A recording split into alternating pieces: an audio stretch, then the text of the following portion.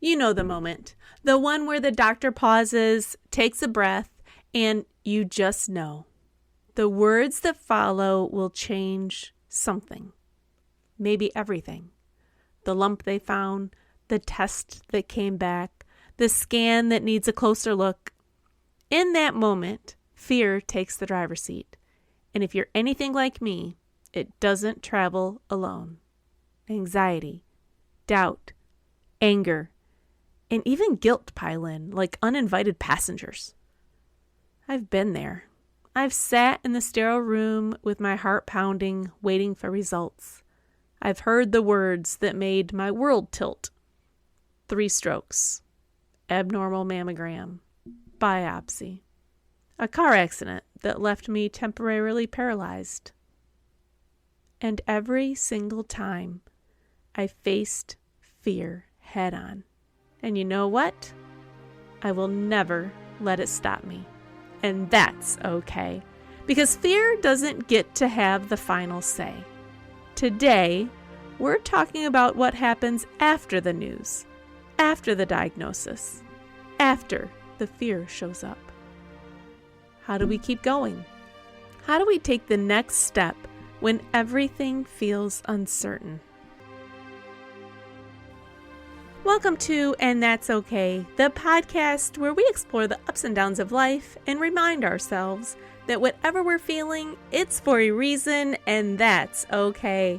I'm Lisa Renee Scott, your host and a passionate believer that every feeling matters and every step forward counts.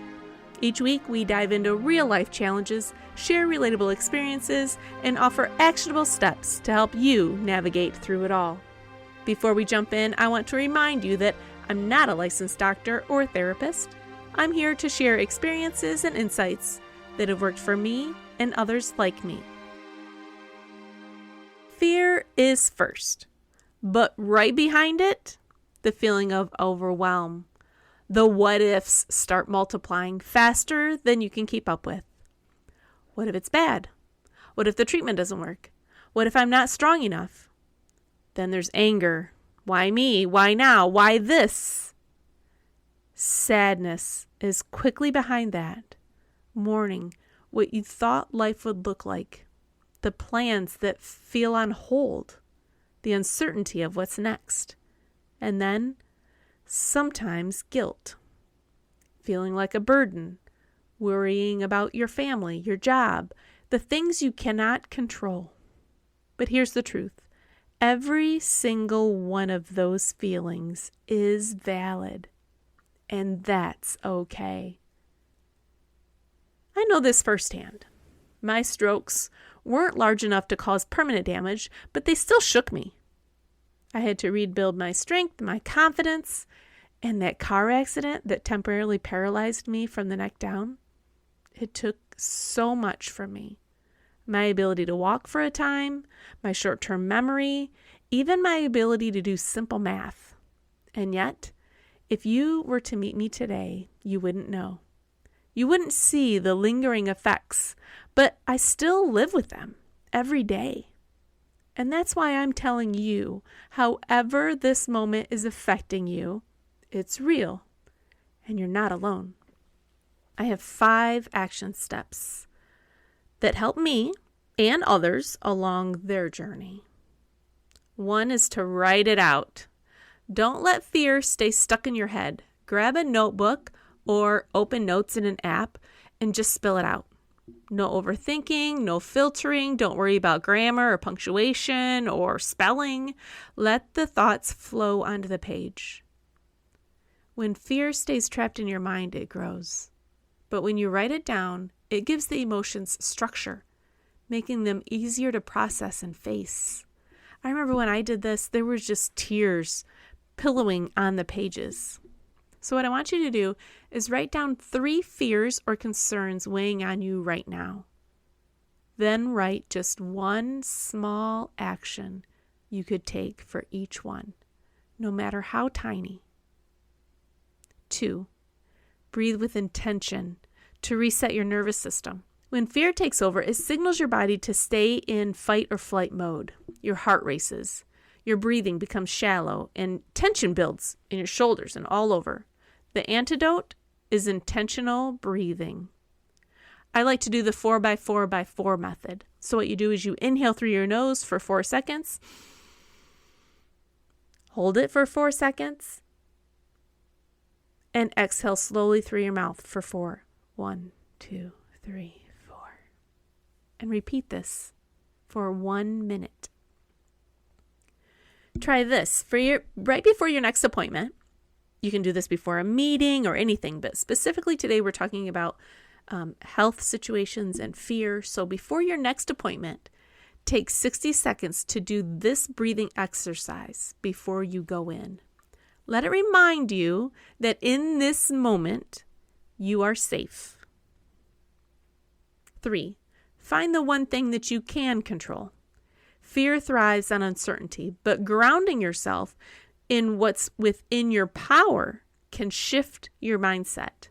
Whether it's scheduling a follow-up or prepping meals for easier recovery, or simply choosing an outfit that makes you feel strong.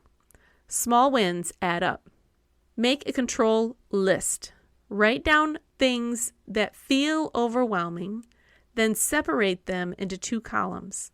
Things I can control and things I can't. And focus your energy on column number 1, things you can control.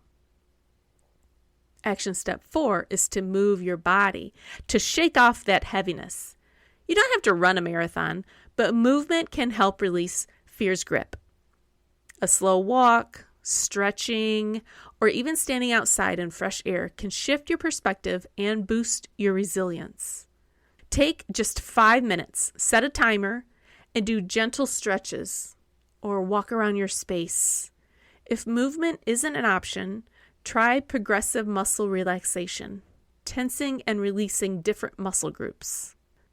Action step 5, create a fear release ritual. We've talked about this before, where we make space for calmness, whether it's in meditation, prayer, visualization, or simply listening to calming music. Find something that helps you reset. For me, meditation is everything.